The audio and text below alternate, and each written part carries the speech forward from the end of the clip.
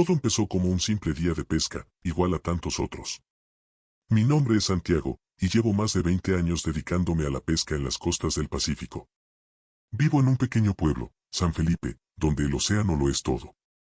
Si bien es un lugar tranquilo, siempre hemos dependido del mar para sobrevivir. Con el tiempo, aprendí que el océano es impredecible, que puede ser generoso un día y al siguiente transformarse en una bestia indomable. Pero nunca, en todos mis años, había experimentado algo como lo que nos pasó esa fatídica vez. Eran tiempos difíciles. Las capturas habían sido bajas durante semanas, y la gente del pueblo empezaba a hablar de una maldición. Decían que algo estaba cambiando en el mar, que los peces se estaban yendo, como si estuvieran huyendo de algo. La verdad, nunca le presté atención a esas historias. No soy un hombre supersticioso. Para mí, el mar era solo eso, un recurso, a veces bondadoso y a veces cruel. Esa mañana, decidí aventurarme un poco más lejos de lo habitual. Había oído rumores de un lugar al que los viejos del puerto llamaban el Abismo Silencioso, un área en el océano donde las aguas eran profundas y oscuras, y donde, según decían, pocos pescadores se atrevían a ir. Algunos hablaban de barcos que se habían perdido allí, otros de criaturas imposibles de describir. Pero como dije, nunca fui de creer en cuentos. Me acompañaban mi hermano Diego y dos amigos de confianza, Lucas y Hernán. Todos hombres curtidos por el mar, que habían enfrentado tormentas y mareas altas sin pestañear. Partimos temprano, antes del amanecer. El viento era suave y las olas apenas susurraban bajo el casco del barco, la Sirena, que había sido nuestra compañera durante años. Conforme nos alejábamos de la costa, el paisaje se transformaba. El azul claro del océano se volvía más oscuro, como si estuviéramos entrando en otro mundo. Había algo en esa zona, algo que no sabíamos explicar. No había una sola gaviota en el cielo, ni delfines siguiendo el barco como solían hacer. Era como si estuviéramos cruzando un umbral invisible, adentrándonos en un vacío. Después de unas horas de navegar, llegamos al punto que marcaba el inicio del Abismo Silencioso. Sabía que estábamos allí porque el mar cambió de nuevo. El azul oscuro se tornó casi negro, pero no era solo la profundidad, había algo más. Un vacío, una quietud en el aire.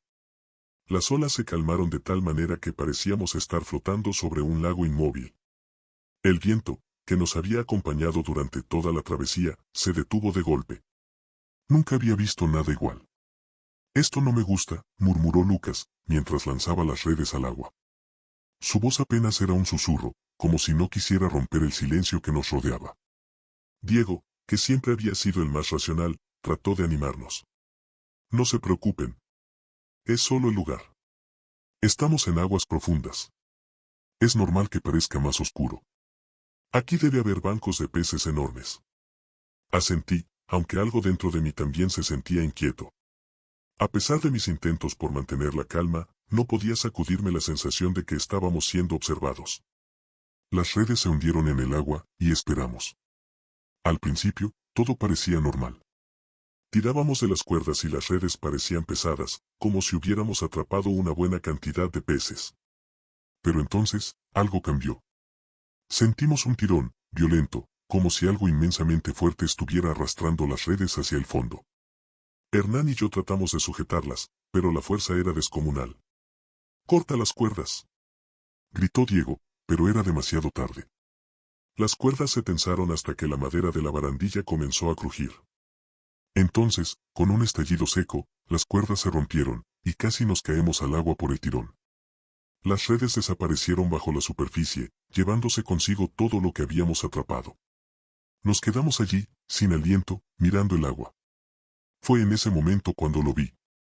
Una sombra, enorme, moviéndose lentamente bajo la superficie. Era imposible saber qué era, pero era grande, más grande que cualquier criatura que hubiera visto antes. Girk también lo vio. ¿Qué demonios es eso?, murmuró, con los ojos muy abiertos. Lucas y Hernán se acercaron rápidamente, pero para cuando miraron, la sombra ya había desaparecido. Sea lo que sea, mejor que nos vayamos de aquí, dijo Hernán con urgencia. Estaba de acuerdo, pero algo me detuvo. Un sonido, suave al principio, casi como un eco lejano. Parecía una melodía, una voz femenina que susurraba desde las profundidades. Era tan sutil que al principio pensé que era mi imaginación, pero pronto los demás también lo escucharon. ¿Qué es eso?, Preguntó Lucas, con la voz temblorosa. La voz, aunque no podía distinguir las palabras, era hipnótica. Nos envolvía, como una suave brisa que acaricia la piel. Podía sentir que nos llamaba, que nos invitaba a acercarnos. Algo en mi mente me decía que tenía que saltar al agua, que encontraría la respuesta si me sumergía en esa oscuridad. Y él, siempre tan racional, fue el primero en reaccionar. No. No escuchen eso, nos está atrapando. Intenté sacudirme el encanto de esa melodía, pero era imposible. La voz era tan dulce, tan tentadora. Sentí que mis pies se movían hacia el borde del barco sin que yo lo decidiera. Diego me agarró del brazo y me sacudió, rompiendo el trance. Fue entonces cuando el mar se agitó. De la calma total, pasamos a un caos. Olas enormes empezaron a golpear el barco, como si el océano estuviera enfurecido. Y entonces, la vimos. Emergiendo lentamente del agua, una criatura como nada que hubiéramos imaginado. Al principio, parecía solo una columna de agua, pero no era eso. Su piel era escamosa, casi transparente, y a través de ella podíamos ver su esqueleto, una estructura retorcida y macabra. Su cuerpo era largo y serpentino, pero lo más aterrador era su rostro. No tenía ojos, pero en su lugar, dos cuencas vacías y una boca enorme, llena de dientes afilados como agujas. El canto, ese maldito canto, venía de ella. Hernán se echó hacia atrás, tropezando con las cajas de pesca. «Es una maldita sirena», gritó, pero no era como las sirenas de los cuentos. Esta cosa no tenía belleza, solo horror. Antes de que pudiéramos reaccionar, la criatura atacó. Con una velocidad imposible para su tamaño, se abalanzó sobre nosotros, envolviendo el barco con su cuerpo. Las escamas brillaban con un resplandor fosforescente, iluminando la oscuridad del agua. El barco crujió, como si estuviera a punto de partirse en dos. Diego intentó encender el motor, pero no respondió. Al se lanzó hacia las cuerdas, tratando de preparar un bote salvavidas, pero la criatura movió su cuerpo, golpeando el costado del barco y haciéndolo tambalear. El pánico se apoderó de mí. Nunca había sentido un terror tan puro, tan visceral. El canto seguía, más fuerte ahora, perforando nuestros oídos. Podía sentir que mis pensamientos se disolvían, que mi voluntad se desmoronaba. La criatura no solo era una bestia física, había algo en ella, algo que penetraba en la mente, que te susurraba cosas que no querías oír. Diego fue el primero en caer. La criatura lo envolvió con uno de sus tentáculos y, antes de que pudiéramos hacer algo, lo arrastró al agua. Sus gritos se cortaron bruscamente, ahogados por las profundidades. Lucas y Hernán gritaban, pero yo no podía moverme. Estaba paralizado, atrapado por el miedo y por el canto que llenaba mi mente. Y entonces, de repente, el silencio. La criatura desapareció tan rápido como había aparecido. Las aguas volvieron a estar tranquilas, pero Diego ya no estaba. Nos quedamos allí, flotando en ese vacío, incapaces de comprender lo que había sucedido. Lucas, con lágrimas en los ojos, intentaba gritar, pero las palabras no salían. Hernán simplemente se desplomó en la cubierta, temblando incontrolablemente. Yo seguía oyendo el canto. Regresamos al puerto como pudimos, pero nunca volvimos a ser los mismos. Cada vez que cierro los ojos, veo esa sombra en el agua. Y el canto nunca se detuvo. A veces, en las noches más tranquilas, aún lo escucho, llamándome desde las profundidades del abismo. En la costa de un pequeño pueblo pesquero del Atlántico, existe una comunidad de pescadores que se ha ganado la vida durante generaciones enfrentando las frías aguas del océano. No es un lugar turístico ni siquiera conocido por sus paisajes, pero para quienes habitan allí, el mar es su fuente de vida. Esa es la historia de Vicente, Joaquín, Manuel y Roberto, 4 pescadores veteranos que conocían cada rincón de esa costa como la palma de sus manos. Un día, decidieron aventurarse más lejos de lo normal. Hacía años que no se había visto un banco de peces tan abundante en las aguas cercanas, y la temporada había sido escasa. No les quedó más remedio que adentrarse en las profundidades. El barco, una vieja embarcación de madera llamada La Ciega, crujía y se balanceaba con cada ola, pero los hombres confiaban en ella. Había resistido tormentas y años de trabajo sin ceder ni una sola vez. El sol ya había empezado a descender cuando el horizonte comenzó a teñirse de un gris denso. Las redes aún vacías agitaban la moral del grupo, pero no podían volver sin nada que mostrar, así que se dispusieron a esperar. Era una rutina de siempre, esperar, conversar y beber café mientras el mar decidía si ser generoso o cruel. Al caer la noche, algo comenzó a cambiar en el ambiente. El viento, que antes soplaba constante, cesó de repente. No había olas. Las aguas, normalmente agitadas y ruidosas, estaban quietas como un cristal, como si el océano mismo hubiese quedado en suspenso. No se escuchaba más que el crujido del barco al asentarse sobre las aguas inmóviles. Roberto, quien era el más supersticioso de todos, fue el primero en señalarlo. Este silencio no es natural, dijo en voz baja, mientras miraba el agua. Algo no está bien. Los otros, al principio, se rieron. Pero pronto notaron que Roberto tenía razón. El mar nunca estaba así, ni siquiera en las noches más calmadas. Aún en la tranquilidad, siempre había un murmullo, un suave golpeteo de las olas, pero esa noche, todo estaba en silencio. Fue Vicente quien, al asomarse al borde de la embarcación para lanzar la red, vio algo bajo la superficie. Lo primero que notó fue un destello, como si algo metálico estuviera brillando desde las profundidades. El reflejo parecía moverse, pero a una velocidad extraña, antinatural, como si no obedeciera las leyes del agua. Vicente lo mencionó al grupo, pero antes de que pudieran reaccionar, una sacudida violenta hizo temblar el barco. Las redes que habían soltado estaban siendo arrastradas hacia el fondo. Algo tiraba con tal fuerza que la madera de la barandilla se astillaba bajo la presión. Los hombres corrieron para intentar salvarlas, pero era imposible. Lo que sea que estuviera en el agua tenía una fuerza descomunal. «¡Corta las cuerdas!», gritó Joaquín, «si no lo haces, nos hundimos». Vicente, con manos temblorosas, sacó su cuchillo y cortó las redes justo a tiempo. La tensión desapareció y, por un momento, el barco quedó a la deriva nuevamente en aquel extraño y silencioso mar. Pero lo peor estaba por venir. En la oscuridad del agua, comenzó a emerger algo. Primero, pequeñas burbujas ascendieron a la superficie, rompiendo el cristalino silencio. Luego, un olor fétido, una mezcla de algas podridas y carne en descomposición, llenó el aire. Todos se taparon la nariz, tratando de identificar el origen. Entonces, lo vieron. A apenas unos metros del barco, una forma gigantesca empezó a salir del agua. Al principio, pensaron que era una ballena, pero no tardaron en darse cuenta de que no lo era. La criatura era alta y delgada, como una columna viviente, pero su piel parecía estar compuesta por miles de pequeños tentáculos que se retorcían entre sí, como si el cuerpo entero estuviera hecho de serpientes. No tenía ojos, o al menos no a simple vista, pero había una boca, una abertura en el centro de su cuerpo que emitía un sonido profundo, un ronquido bajo que vibraba en los huesos de los hombres. Manuel, que hasta ese momento había mantenido la calma, perdió el control y comenzó a rezar en voz alta, pidiéndole a Dios que lo salvara. Roberto intentó arrancar el motor del barco, pero este, inexplicablemente, no respondía. El pánico comenzó a apoderarse de ellos mientras la criatura se acercaba cada vez más, emitiendo aquel sonido hipnótico y perturbador. El agua alrededor de la criatura parecía hervir, aunque no había calor, y pequeñas luces, como destellos de bioluminiscencia, bailaban alrededor de su cuerpo.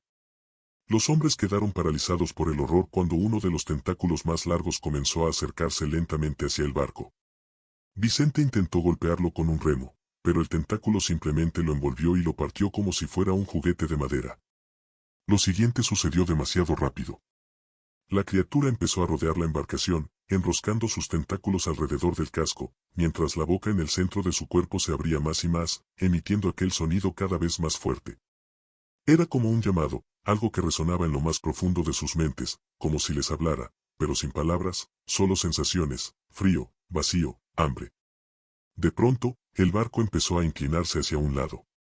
Joaquín resbaló y cayó al agua, gritando mientras intentaba nadar hacia el barco. Pero antes de que alguien pudiera lanzarle una cuerda, la criatura lo envolvió y, en un movimiento repentino, lo arrastró hacia las profundidades. El grito de Joaquín se cortó de golpe. La desesperación se apoderó de los demás. Roberto gritaba al cielo, maldiciendo al mar y a la bestia, mientras Vicente intentaba desesperadamente arrancar el motor. Manuel, el más creyente, seguía rezando, aunque ahora lo hacía en susurros, como si supiera que sus palabras caían en oídos sordos. Cuando todo parecía perdido, el sonido cesó. La criatura, tan rápidamente como había aparecido, se sumergió nuevamente en el agua, dejando tras de sí un silencio aún más aterrador que su presencia. Las olas, como si hubieran estado contenidas, volvieron a moverse, y el viento regresó. Roberto, Vicente y Manuel quedaron en shock, mirando el lugar donde Joaquín había desaparecido. El motor del barco, que había estado muerto todo ese tiempo, arrancó de repente con un rugido. Sin pensarlo, Roberto aceleró el barco, alejándose lo más rápido posible de aquel lugar maldito. Nunca volvieron a hablar de lo sucedido aquella noche, ni entre ellos ni con nadie más. En el pueblo, simplemente dijeron que Joaquín se había caído por la borda y que, tristemente, no habían podido salvarlo. Pero los tres sabían que la verdad era otra. Algo en el mar los había encontrado aquella noche, algo que no debería existir, algo que los dejó con la sensación de que, en algún lugar bajo las aguas, esa cosa seguía esperando. En la costa de un pequeño pueblo pesquero del Atlántico, existe una comunidad de pescadores que se ha ganado la vida durante generaciones enfrentando las frías aguas del océano. No es un lugar turístico ni siquiera conocido por sus paisajes, pero para quienes habitan allí, el mar es su fuente de vida. Esa es la historia de Vicente, Joaquín, Manuel y Roberto, 4 pescadores veteranos que conocían cada rincón de esa costa como la palma de sus manos. Un día, decidieron aventurarse más lejos de lo normal. Hacía años que no se había visto un banco de peces tan abundante en las aguas cercanas, y la temporada había sido escasa. No les quedó más remedio que adentrarse en las profundidades. El barco, una vieja embarcación de madera llamada La Ciega, crujía y se balanceaba con cada ola, pero los hombres confiaban en ella. Había resistido tormentas y años de trabajo sin ceder ni una sola vez. El sol ya había empezado a descender cuando el horizonte comenzó a teñirse de un gris denso. Las redes aún vacías agitaban la moral del grupo, pero no podían volver sin nada que mostrar, así que se dispusieron a esperar. Era una rutina de siempre, esperar, conversar y beber café mientras el mar decidía si ser generoso o cruel. Al caer la noche, algo comenzó a cambiar en el ambiente. El viento, que antes soplaba constante, cesó de repente. No había olas. Las aguas, normalmente agitadas y ruidosas, estaban quietas como un cristal, como si el océano mismo hubiese quedado en suspenso. No se escuchaba más que el crujido del barco al asentarse sobre las aguas inmóviles. Roberto, quien era el más supersticioso de todos, fue el primero en señalarlo. Este silencio no es natural, dijo en voz baja, mientras miraba el agua. Algo no está bien. Los otros, al principio, se rieron. Pero pronto notaron que Roberto tenía razón. El mar nunca estaba así, ni siquiera en las noches más calmadas. Aún en la tranquilidad, siempre había un murmullo, un suave golpeteo de las olas, pero esa noche, todo estaba en silencio. Fue Vicente quien, al asomarse al borde de la embarcación para lanzar la red, vio algo bajo la superficie. Lo primero que notó fue un destello, como si algo metálico estuviera brillando desde las profundidades. El reflejo parecía moverse, pero a una velocidad extraña, antinatural, como si no obedeciera las leyes del agua. Vicente lo mencionó al grupo, pero antes de que pudieran reaccionar, una sacudida violenta hizo temblar el barco. Las redes que habían soltado estaban siendo arrastradas hacia el fondo. Algo tiraba con tal fuerza que la madera de la barandilla se astillaba bajo la presión. Los hombres corrieron para intentar salvarlas, pero era imposible. Lo que sea que estuviera en el agua tenía una fuerza descomunal. «¡Corta las cuerdas!», gritó Joaquín, «si no lo haces, nos hundimos». Vicente, con manos temblorosas, sacó su cuchillo y cortó las redes justo a tiempo. La tensión desapareció y, por un momento, el barco quedó a la deriva nuevamente en aquel extraño y silencioso mar. Pero lo peor estaba por venir. En la oscuridad del agua, comenzó a emerger algo. Primero, pequeñas burbujas ascendieron a la superficie, rompiendo el cristalino silencio. Luego, un olor fétido, una mezcla de algas podridas y carne en descomposición, llenó el aire. Todos se taparon la nariz, tratando de identificar el origen. Entonces, lo vieron. A apenas unos metros del barco, una forma gigantesca empezó a salir del agua. Al principio, pensaron que era una ballena, pero no tardaron en darse cuenta de que no lo era. La criatura era alta y delgada, como una columna viviente, pero su piel parecía estar compuesta por miles de pequeños tentáculos que se retorcían entre sí, como si el cuerpo entero estuviera hecho de serpientes. No tenía ojos, o al menos no a simple vista, pero había una boca, una abertura en el centro de su cuerpo que emitía un sonido profundo, un ronquido bajo que vibraba en los huesos de los hombres. Manuel, que hasta ese momento había mantenido la calma, perdió el control y comenzó a rezar en voz alta, pidiéndole a Dios que lo salvara. Roberto intentó arrancar el motor del barco, pero este, inexplicablemente, no respondía. El pánico comenzó a apoderarse de ellos mientras la criatura se acercaba cada vez más, emitiendo aquel sonido hipnótico y perturbador. El agua alrededor de la criatura parecía hervir, aunque no había calor, y pequeñas luces, como destellos de bioluminiscencia, bailaban alrededor de su cuerpo. Los hombres quedaron paralizados por el horror cuando uno de los tentáculos más largos comenzó a acercarse lentamente hacia el barco. Vicente intentó golpearlo con un remo, pero el tentáculo simplemente lo envolvió y lo partió como si fuera un juguete de madera. Lo siguiente sucedió demasiado rápido. La criatura empezó a rodear la embarcación, enroscando sus tentáculos alrededor del casco, mientras la boca en el centro de su cuerpo se abría más y más, emitiendo aquel sonido cada vez más fuerte.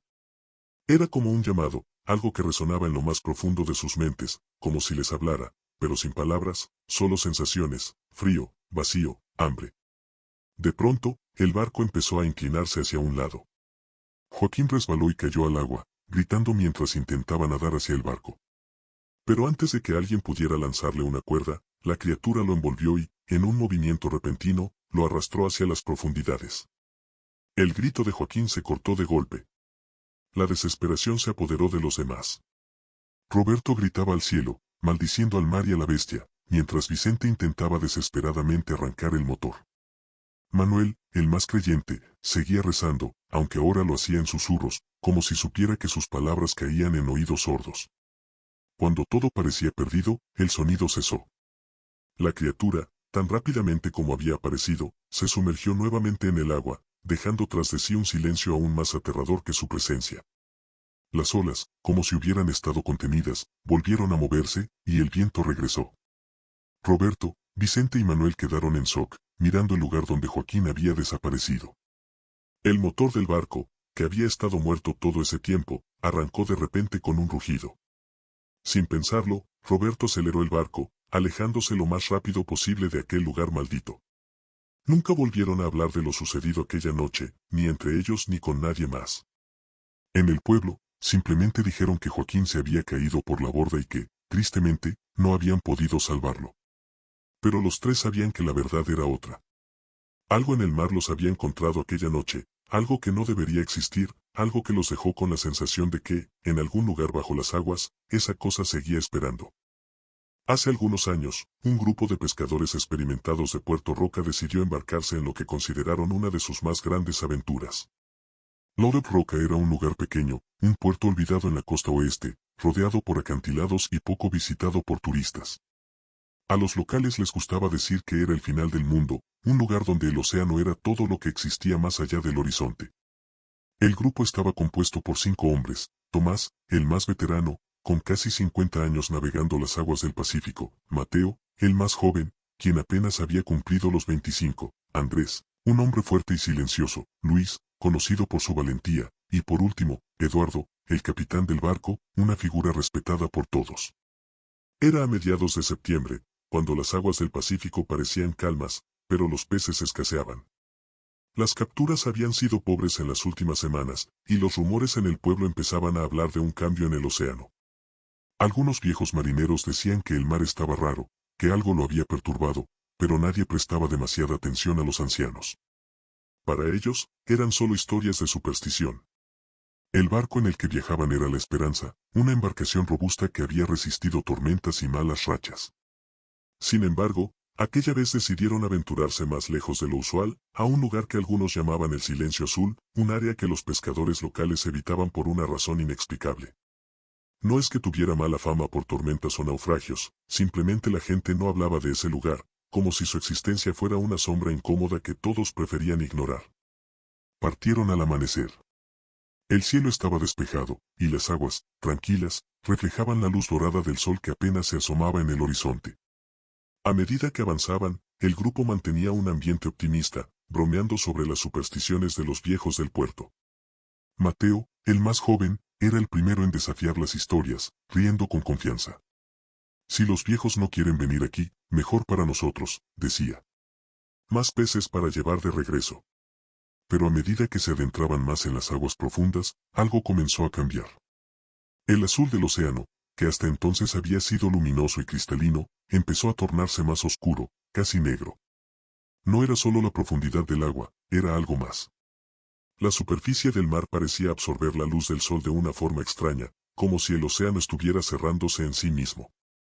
¿Notas algo raro?, preguntó Luis, dirigiéndose a Tomás, que estaba de pie junto a la baranda del barco. Tomás asintió sin decir palabra, mirando el horizonte. No había viento, ni el menor movimiento en las olas.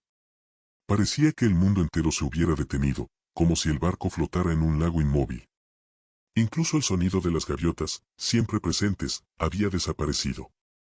Solo había silencio, un silencio tan profundo que les empezaba a oprimir los sentidos. «Esto no me gusta», murmuró Andrés, el más reservado del grupo. «Aquí pasa algo, algo que no puedo explicar». Eduardo, siempre sereno, trató de mantener la calma. «Todo está bien, solo estamos más lejos de lo normal. Sigamos, lanzamos las redes y volvemos antes del atardecer». El plan parecía sencillo, pero cuando soltaron las redes, algo extraño ocurrió. Las redes se hundieron, pero a diferencia de otras veces, no parecieron tocar fondo. Siguieron bajando, como si el océano debajo de ellos fuera infinito. Tiraron de ellas varias veces, pero no sentían el peso habitual de los peces. Después de un largo rato, empezaron a recuperarlas, pero estaban vacías. «Esto no es normal», dijo Eduardo, mientras inspeccionaba las cuerdas, buscando algo que explicara lo que ocurría. Mateo, impaciente, decidió observar más de cerca. Se asomó por el borde del barco, y entonces, lo vio. Algo moviéndose en las profundidades. Al principio creyó que era un reflejo, pero no, era algo real, una sombra enorme que nadaba lentamente bajo la superficie. Era tan grande que, por un momento, pensó que se trataba de una ballena, pero la forma no era correcta. Era más alargada, como un pez, pero del tamaño de un submarino. «Algo está ahí abajo», gritó Mateo, señalando hacia el agua. «Es enorme». Los demás corrieron a ver, pero lo que Mateo había visto ya no estaba. Sin embargo, el ambiente seguía siendo opresivo, como si algo los estuviera observando desde el fondo. «Saquemos las redes y vámonos», dijo Tomás, sintiendo un mal presentimiento. Sin embargo, justo cuando empezaron a recoger las redes, una melodía comenzó a oírse en el aire. Al principio fue un susurro, suave y lejano, pero poco a poco, fue cobrando fuerza. Era un canto, una voz femenina que parecía provenir de las profundidades. La melodía era hermosa, pero también inquietante. Los hombres se miraron entre sí, desconcertados. No había nadie cerca, ni otra embarcación a la vista, pero el canto seguía, claro como si alguien estuviera junto a ellos. «¿Lo escuchan?», preguntó Luis, con los ojos muy abiertos. Todos asintieron, pero ninguno sabía qué hacer. El canto parecía llamarles, atrayéndolos hacia el borde del barco, como si una fuerza invisible les estuviera empujando. Mateo fue el primero en moverse. Sin decir una palabra, empezó a caminar hacia el borde, con la mirada perdida en la distancia. «Mateo, ¿qué haces?», gritó Eduardo, corriendo hacia él. Antes de que pudiera alcanzarlo, Mateo ya estaba sobre la baranda, mirando fijamente el agua. Eduardo logró sujetarlo justo cuando estaba a punto de saltar, y lo tiró de vuelta al barco. Pero algo había cambiado en él. Sus ojos estaban vidriosos, y su rostro inexpresivo, como si ya no estuviera allí con ellos. «Está bajo un hechizo o algo así», dijo Tomás, aterrorizado. El canto seguía, más fuerte ahora, como si la fuente se estuviera acercando. La tripulación comenzó a sentir una especie de presión en el aire, una sensación que los aplastaba lentamente, como si el propio océano se hubiera convertido en un peso sobre sus hombros. De repente, el agua bajo el barco empezó a agitarse.